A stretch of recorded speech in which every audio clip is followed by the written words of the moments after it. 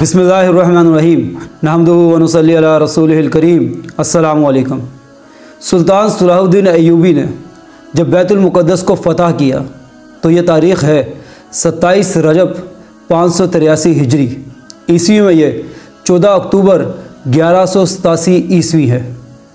हमें यह बताया गया है कि सुल्तान सलाहुद्दीन अय्यूबी ने आम माफ़ी का ऐलान कर दिया था कि जब तो ईसाइयों ने फ़तह किया था बैतुल मुक़द्दस को 33 शाबान 492 हिजरी, ये ईस्वी में 15 जुलाई 1099 है, तो ईसाइयों ने 60,000 मुसलमान जवान, बच्चे, औरतें बैतुल मुक़द्दस के शहर में शहीद किए थे। तो अब सलाहुद्दीन अय्यूबी जाए और जाके कहे कि नहीं, तुमने तो शहीद कर दिए थे और हम छोड़ देते हैं। अल्लामा इब्ने कसीर रहमतुल्लाह अलैह ने अपनी तारीख़ बिदाया व नहाया में लिखा है, जब सुल्तान सलाहुद्दीन अय्यूबी कुदस शरीफ के सामने पहुँचे तो आप रहमतुल्लाह अलैह ने देखा कि वहाँ पर बहुत मजबूत किस्म की दीवारें और बुर्ज बना दिए गए हैं।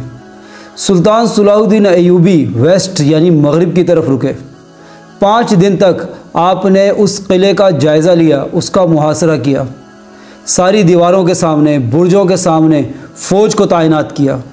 उसके बाद आप शाम की तरफ मुंतकिल हो गए, क्योंकि वहाँ का मैदान आपको जंग लड़ने के लिए बहुत ही मौजू मालूम हुआ। वहाँ पर फिर शदीद किस्म की जंग हुई। ईसाइयों ने भी अपना माल, असबाब, अपनी जानें खूब खर्च की। मुसलमानों के कई उमरा शहीद हो गए, लेकिन मुसलमान मज़ीद अपना माल और जान लगाते रहे, क्योंकि सारे बुर्जों के ऊपर सलीबें मौजूद थी और गुंबद सखरा के ऊपर भी सलीब मौजूद थी। उसको देखकर और मुसलमान उमरा की शहादत को देखकर मुसलमानों का जोश व जज्बा और बढ़ गया था। अब बैटल फील्ड स्ट्रेटजी को देखते हुए सुल्तान सलाहुद्दीन अय्यूबी ने देखा कि जो शुमाल मशरक़ी किनारा है, जो नॉर्थ ईस्ट का कॉर्नर है, वो कमज़ोर है। इन्होंने मंजानीक का रुख उस तरफ कर दिया, जिससे वहाँ पर गोलाबारी की वजह से एक सुराख पैदा हो गया। इस सुराख में मसाला भरा गया और उसको जला दिया गया, जिससे वो सुराख फट गया और वो दीवार गिर गई। यहाँ से सुल्तान सलाहुद्दीन अय्यूबी अपनी फ़ौज के साथ किले के अंदर दाखिल हो गए और जितने के जितने ईसाई वहाँ पर मौजूद थे, सारे के सारे होश बाख्ता हो गए।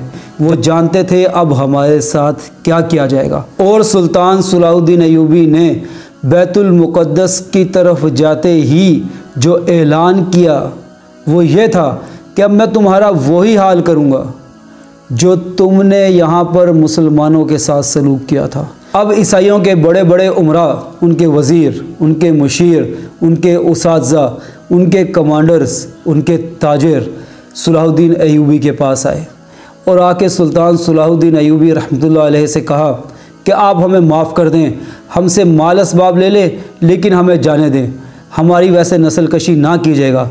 सुल्तान सलाहुद्दीन अय्यूबी नहीं माने। ईसाइयों का उस वक़्त का बादशाह बालबान बिन बाज़रान, इसने सुल्तान सलाहुद्दीन अय्यूबी से कहा, मुझे थोड़ी देर अपने पास आके बात करने दो। सुल्तान सलाहुद्दीन अय्यूबी ने इजाज़त दी। वो आया, खूब गिरगिराया, खूब मिन्नत समाजत की कि हमारी नस्ल कशी मत करना, हमें कत्लो गारत का शिकार मत करना, हमें यहाँ से जाने दो। सुल्तान सलाहुद्दीन अय्यूबी तब भी नहीं माने। अब उस बादशाह ने अपना आखिरी हरबा चला। उसने कहा कि ऐ सुल्तान, अगर आप नहीं मानते तो अब हम अपने घरों में जाएंगे, अपनी औलादों को खुद कत्ल करेंगे, अपनी बीवियों को खुद कत्ल करेंगे, अपने बूढ़ों को खुद कत्ल करेंगे। उसके बाद हमारे घरों में जितना सामान पड़ा है और जो घर है वो तोड़ देंगे। फिर कुदस शरीफ के अंदर जिस चीज़ को आग लग सकती है हम उसको आग लगा देंगे। उसके बाद हम जितने बचेंगे वो आपकी फ़ौज के मुकाबले में आएंगे और हम खून का खेल खेलेंगे।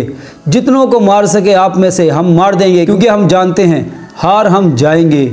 हमारे पास आपके 4000 कैदी मुसलमान हैं, हम उनको भी कत्ल कर देंगे। अब असल में ये शख्स क्या कर रहा था? ये रो रहा था। ये भीख मांगने का नया अंदाज़ था, ये इल्तिजा करने का नया अंदाज़ था। अब सुल्तान सलाहुद्दीन अय्यूबी ने कहा कि अच्छा, अगर ये बात है तो उन कैदियों को कोई हाथ नहीं लगाएगा। तुम्हारे गल्ले, तुम्हारे मकानात और तुम्हारे हथियार ये हमारी मलकियत है। तुम में से जितने मर्द हैं उसके बदले 10 दनानीस, जो औरतें हैं उनके बदले 5 दनानीस, जो बच्चे हैं, बेटे हैं, बेटियां हैं, उनके बदले 2-2 दिनार तुम्हें हमें देने पड़ेंगे।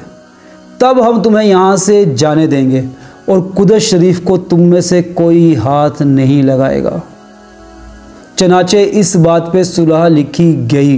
ये जो रकम थी ये 40 दिन के अंदर अदा करनी थी। वो जितनी रकम अदा कर पाए, उसके बाद भी 16,000 कैदी मुसलमानों के पास आए, ईसाइयों के। इनमें से फिर बहुत सारों को सिफारिश की बुनियाद पर, गिरगिराने की बुनियाद पर जब रिश्तेदारों ने आके कहा, बादशाह ने सिफारिश की, सुल्तान सलाहुद्दीन अय्यूबी ने छोड़ दिया और जो सोना वहाँ से हासिल हुआ था वो फ़ौज में बांट दिया गया। सुल्तान सलाहुद्दीन अय्यूबी ने कुछ भी नहीं लिया। ये जुमे का दिन था, इस दिन जुमा पढ़ने का मौका नहीं मिला जंग की वजह से। इससे अगले जुमा, पहला जुमा कुदस शरीफ में इतने अरसा बाद हुआ। ये है हमारी तारीख़। ये थे सुल्तान सलाहुद्दीन अय्यूबी। और हम क्या हैं, इस बात को गौर से सोचिए। और कितने अरसा कुदस शरीफ उन ईसाइयों के कब्ज़े में रहा। इसी तरीके से अगर आज बैतुल मुक़द्दस इन यहूदियों के कब्ज़े में है, हमारा काम बनता है कि हम याद रखें, ये वाक़यात अपनी औलादों को सुनाएं। हम नहीं जानते, किताबों में पढ़े हैं। हमने आज हिस्ट्री पढ़नी है तो ड्रामों से पढ़ेंगे, फिल्मों से देखेंगे, नहीं, अपनी किताबों को उठाएं।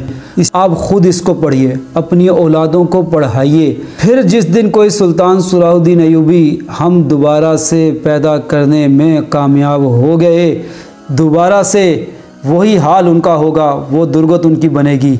जो लोग इस वक्त फ़ौजों में नहीं हैं, जो ओहदों पर नहीं हैं और गिला कर रहे हैं कि हम कुछ नहीं कर सकते, खुदारा ये काम आपके करने का है, ये कीजिए और पूरी क़ुव्वत से कीजिए। जिस तरीके से बायकॉट कर रहे हैं उस तरीके से शैतान का भी बायकॉट कीजिए। खुदारा होश कीजिए, अपनी नस्लों को समझाइए, अपने दिल को समझाइए, इन ख्वाहिशात को छोड़ दीजिए कि हम दुनिया में जितने अरसा के लिए हैं, ये 60-70 साल की ज़िंदगी, ये 100 साल की ज़िंदगी भी हो तो ना होने के बराबर है। तारीख़ बहुत बड़ी है, हालात बहुत पेचीदा हैं। हमारी ज़िंदगी मैटर नहीं करती, अल्लाह की ज़ात मैटर करती है, दीन इस्लाम मैटर करता है। दूसरे मुसलमानों की इज़्ज़त, उनकी नामूस, उनकी हिफाजत, ये इतना बड़ा मसला है कि हम अपने रोज़मर्रा के कामों को कम कर दें, अपनी ख्वाहिशात को कम कर दें और इस तरफ तवज्जो दें। खुदारा कुछ वक्त तो निकालिए। माना कि हम भी इसी जहां में रहते हैं, ज़रूरियात हमारी भी है, पर इकबाल का वो शेर याद कीजिए, परवाज़ है दोनों की इसी एक फ़िज़ा में, करगस का जहां और है, शाही का जहां और।